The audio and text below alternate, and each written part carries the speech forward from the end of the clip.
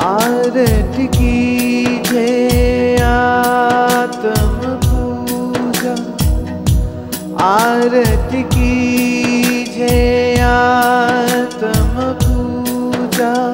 प्राण पुरुष सो अवर ना दूजा, प्राण पुरुष सो अवर न दूजा। आरती कीजे आत्म पूजा, आरती कीजे आत्म पूजा। प्राण पुरुष सो अवर न दूजा।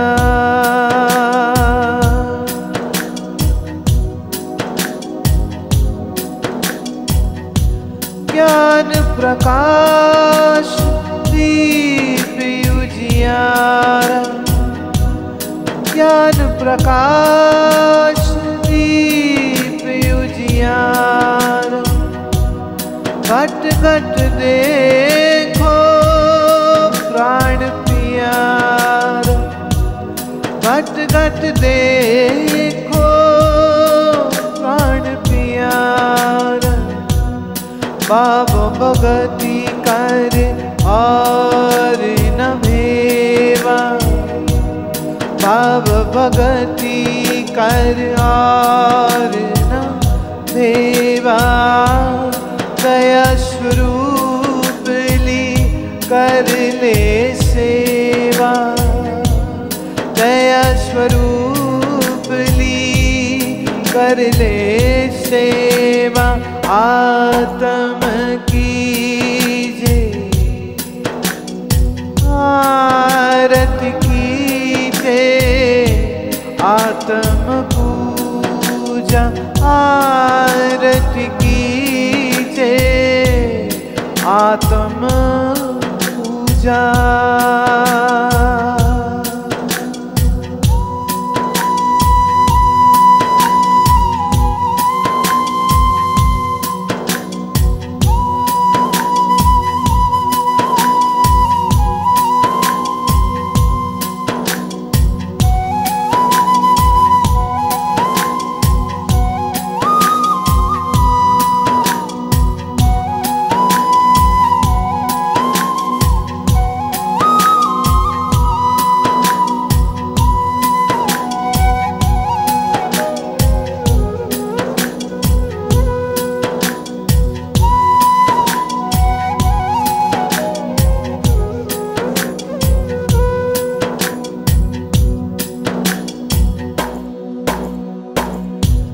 सत्संगति मिले शब्द विराजे, सत्संगति मिले शब्द विराजे।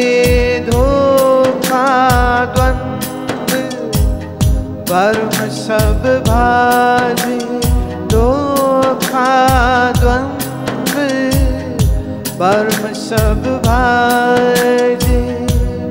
काया नगरी तीर हो ये भाई, काया नगरी तीर हो ये भाई। आनंद रूप सकल सुखदाई, आनंद रूप सकल सुखदाई। आरती कीजे आत्म पूजा, आरती कीजे आत्म पूजा।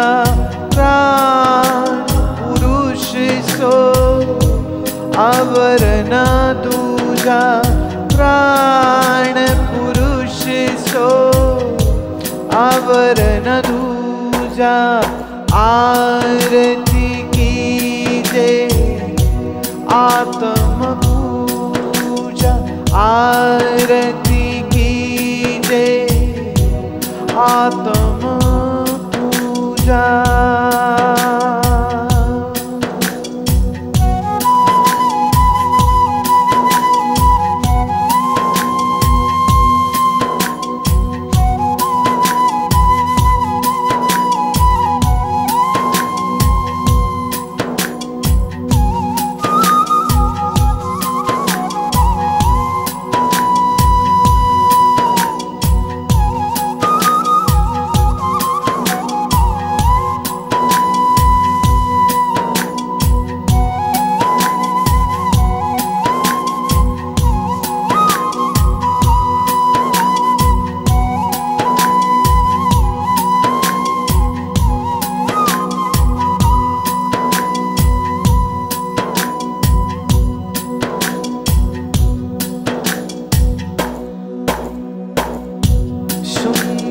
ध्यान सबके मन माना, शून्य ध्यान सबके मन माना।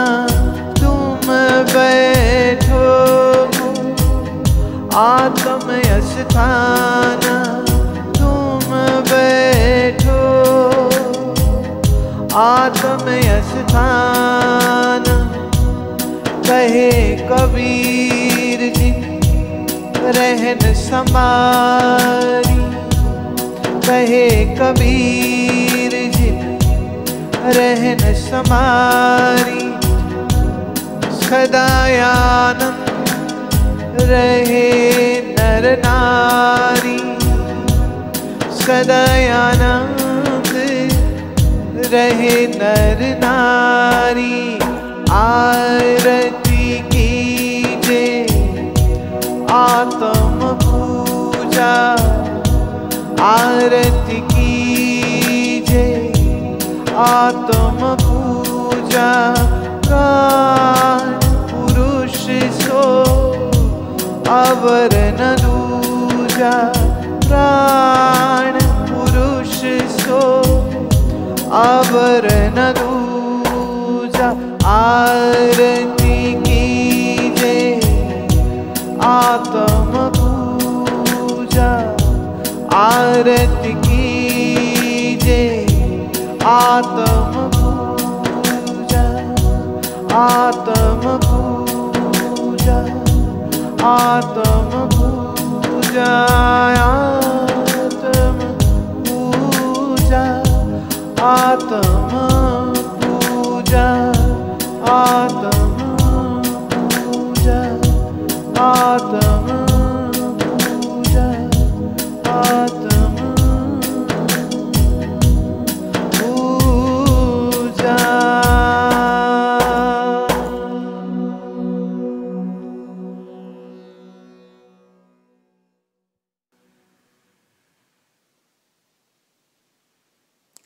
योग में भ्रू मध्य को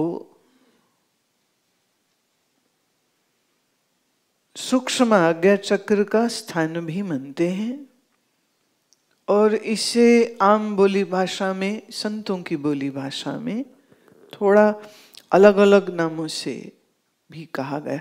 जैसे कहीं इसे तीसरा तिल कहा गया, कहीं इसे तीसरा नेत्र कहा गया, कहीं इसे ज्ञान नेत्र कहा गया। भिन्न भिन्न शब्द आए।